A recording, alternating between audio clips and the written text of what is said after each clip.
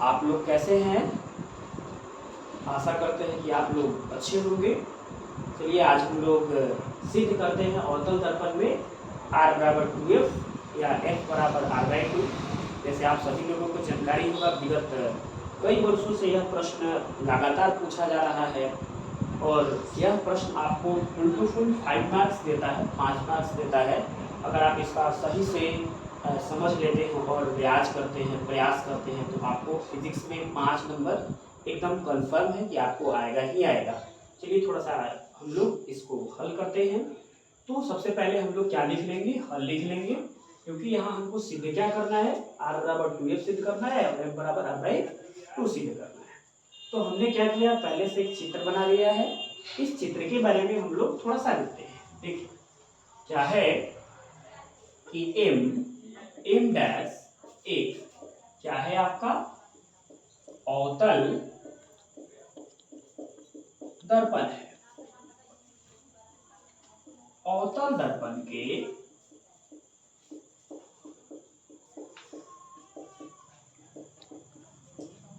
मुख्य अक्ष के समांतर प्रकाश की किरण AB आपतित हो रही है, जो दर्पण से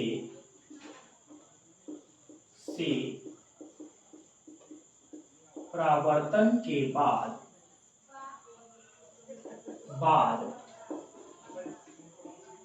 मुख्य अक्ष के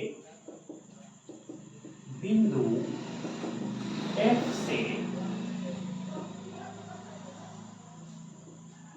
गुजरती है।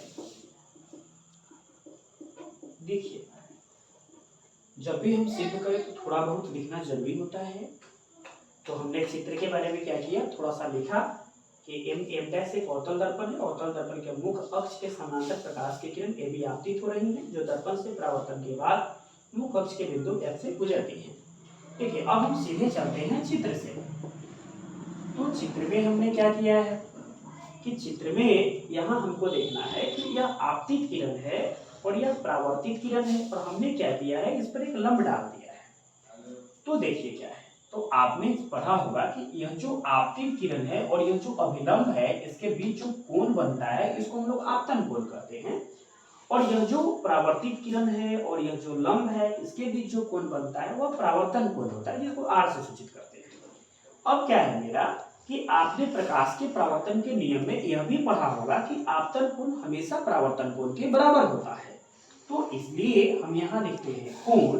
देखिए कोण बढ़िया से देखिएगा, क्योंकि सभी चीज यही होता है। छोटे छोटे पॉइंट्स को आप देखकर क्या कर सकते हैं, अच्छा कर सकते हैं। तो यहाँ देखिए ABC कोण ABC बराबर है कोण, यह कोण इस कोण के बराबर है, मतलब CDF किस नियम से? तो प्रकाश के परावर्तन के नियम से। चलिए तथा कोण ABC, एक और ABC को देखिए। अब यह जो ABC है, ABC इस कोण के भी बराबर होगा। यह कौन सा नियम है? तो यह अंतः एकांतर कोण का नियम है। क्यों ऐसा होता है? तो जब दो रेखा एक दूसरे के पैरेलल होती है, समानांतर होती हैं, तो एक दूसरे के विपरीत जो कोण होते हैं उसको अंतः एकांतर कोण कहते हैं, और जो बाह्य होते हैं उसको बाह्य एकांतर कोण कहते हैं। तो यहाँ जो आपका कोण ABC है वह BCF के बराबर है। कोण BCF के बराबर है, यह किस नियम से? तो अंतः एकांतर कोण से। अंतः एकांतर कोण से यह बराबर है। चलिए अब हम यहाँ देख रहे हैं कि यह भी ABC के बराबर है और यह भी ABC के बराबर है। तो इसको हम लिख सकते हैं, अगर आप चाहते हैं तो इसको समीकरण 1 मान सकते हैं, इसको समीकरण 2 मान सकते हैं।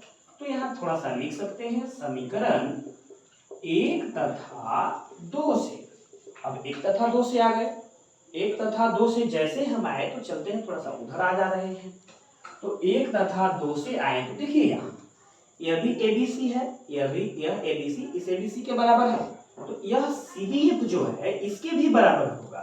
मतलब कोण CBF बराबर होगा कोण BCF के।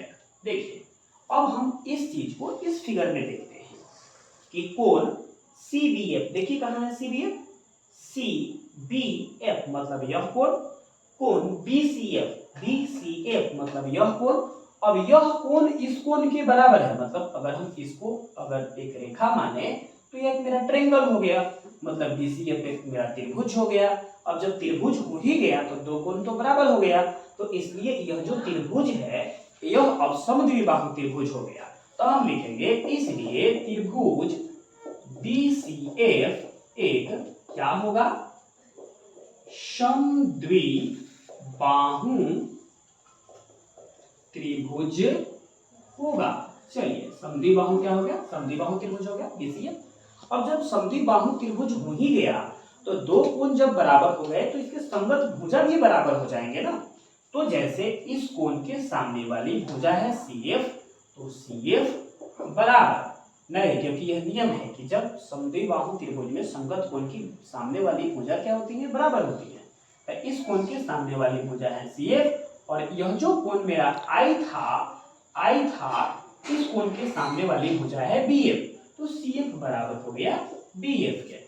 ठीक है, यहाँ तक तो हम लोग समझ चुके हैं कि CF BF के बराबर हो गया क्योंकि यह समद्विबाहु त्रिभुज है। अब देखिए चूंकि हम यहाँ लिखते हैं चूंकि C से P तक, देखिए C से P तक की जो दूरी है, थोड़ा सा यहाँ पहले इसको हम लोग बराबर कर लेते हैं, CF बराबर है BF। अब हम क्या मानते हैं, मान लेते हैं कि ये जो B बिंदु है वो कोई ज्यादा दूर पर नहीं है। ऐसा इसलिए क्योंकि जब हम प्रकाश की किरण को इधर भेजेंगे तो कोई जरूरी नहीं कि मेरा प्रकाश की किरण इतना ही दूर पर हो सकता है कि वो इसके काफी करीब हो, या यह भी जो मुख्य अक्ष है वो भी हो सकता है। तो हम मान लेते हैं कि जो B बिंदु है वो P के निकट है। तो यहाँ हम थोड़ा सा मानते हैं, माना कि बिंदु B P के काफी निकट है। अब जब निकट है तो हो सकता है कि B बिंदु P पर हो, तो हम लिख सकते हैं CF बराबर, ये जो हम ऊपर BF लिखे हैं इसको हम PF भी लिख सकते हैं। इसलिए लिख सकते हैं क्योंकि यह बिंदु को हम मान रहे हैं कि इसके निकट है। चलिए अब हम क्या करते हैं, चूंकि देखिए चूंकि CP को हम लोग ले रहे हैं, CP बराबर देखिए क्या है, C से P तक हमारा दो भाग में बटा हुआ है, एक C से लेकर F तक और एक मेरा बटा हुआ है P से लेकर F तक, P से लेकर F तक। अब हम क्या कर सकते हैं, CP तो मेरा यहाँ है ही है, अब जो PF है उसको हम CF भी लिख सकते हैं या CF को PF भी लिख सकते हैं। तो देखिए हम यहाँ थोड़ा सा देखते हैं कि P से लेकर F तक यहाँ तक की जो दूरी है आपकी फोकस दूरी है जिसको हम F कहते हैं, और C से लेकर P तक की जो दूरी है आपका यह वक्रता त्रिज्या R है। तो CF तो कुछ नहीं है, इसलिए हम CF को नहीं बदलकर CF को PF में बदल देंगे। तो हम यहाँ लिख सकते हैं PF प्लस में PF। अब देखिए यहाँ CP बराबर हो गया 2PF। अब हम क्या करते हैं, इसमें लगाते हैं चिन्ह परिपाटी। अब हम यहाँ लिखेंगे चिन्ह परिपाटी से, तो चिन्ह परिपाटी तो आप लोग सभी लोग जानते ही हैं कि चिन्ह परिपाटी में क्या होता है कि जिधर से प्रकाश की किरण आती है उधर की दूरी को हम लोग ऋणात्मक मानते हैं। तो यहाँ देखिए थोड़ा सा इधर चलते हैं हम लोग, देखिए यहाँ अब चिन्ह परिपाटी से जैसे आएंगे तो CP, तो देखिए तो CP क्या है, CP मेरा R है और तो इधर से प्रकाश आ रहा है तो इधर वाली सारी भी दूरी ऋणात्मक होगी, तो R भी मेरा ऋणात्मक ही होगा। तो यहाँ हम लिख सकते हैं माइनस CP को हम R लिख सकते हैं और 2PF, देखिए तो PF की दूरी मेरा F है तो फोकस दूरी इधर है तो हम माइनस में ही गिनेंगे, तो यह माइनस 2PF हो गया, 2PF नहीं, अब यह मेरा छोटा f हो गया। अब यह माइनस से माइनस कट गया, तो देखिए एक मेरा सिद्ध हो गया है R बराबर 2F, जो हमको यहाँ सिद्ध करना था R बराबर 2F। और इसी को हम उल्टा भी कर सकते हैं, ऐसे भी लिख सकते हैं, या इसको हम लिख सकते हैं F बराबर R/2। अब यह मेरा हो गया सिद्ध। हम आशा करते हैं कि आप इसको समझे होंगे। अब देखिए यह प्रश्न थोड़ा सा 1 नंबरिया प्रश्न में भी पूछता है आपका वस्तुनिष्ठ में कैसे कि वक्रता त्रिज्या फोकस की क्या होती है। तो वक्रता त्रिज्या फोकस की दुगुनी होती है और फोकस वक्रता त्रिज्या की क्या होती है, तो फोकस वक्रता त्रिज्या की आधी होती है। तो यह प्रश्न आपको 2 नंबरिया के लिए भी है, 5 नंबरिया के लिए भी है, वस्तुनिष्ठ प्रश्न के लिए भी है। क्योंकि 2 नंबरिया इसलिए है कभी कभी इस प्रश्न से आपको आंकिक प्रश्न गणित भी पूछ दिया जाता है। तो आशा करते हैं कि आपको वीडियो अच्छा लगा होगा। बंद कर।